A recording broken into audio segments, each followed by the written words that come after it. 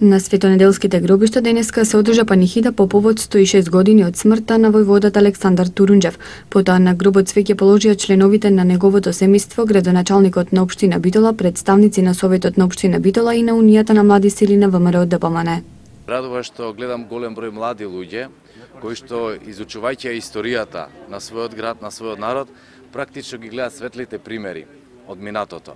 Мислам дека општина Битола на еден интересен, специфичен и со едно големо ниво начин ги одбележува ваквите настани.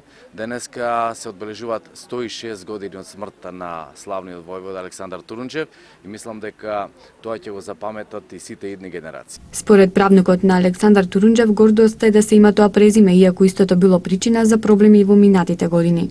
Презимето во поголемиот дел од животот представуваше проблем, сепак чувството да се има ова презиме е неописливо, да не речем, и горд сум што го имам ова презиме, и горд сум и на моите, и на мојот прадед, и на мојот дедо, на сите борци за оваа држава. Лично немавте некои си проблеми, ама не беше убаво чувството да и голема штета беше да не се признае нешто што вистина постоеше во историјата на Македонија. Например, до 56 година Александар Турунџев не беше признаен кој војвода пошто беше од десницата.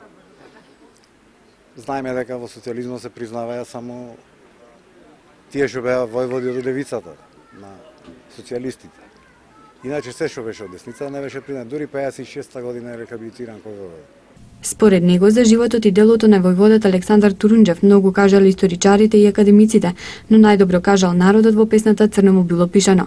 Александар Турунџев уште од своите најмлади години активно се вклучил во едучкото движење и станал комита, а подоцна и член на ВМРО. Бил уапсен во селото Аетос, од каде бил донесен во затворот во Битола, каде бил подложен на тешко измачување. Една година по неговото апсење и измачување, војводата Турунџев на 28 август 1905 година бил обесен на Ат Пазар во Битола од турскиот аскер.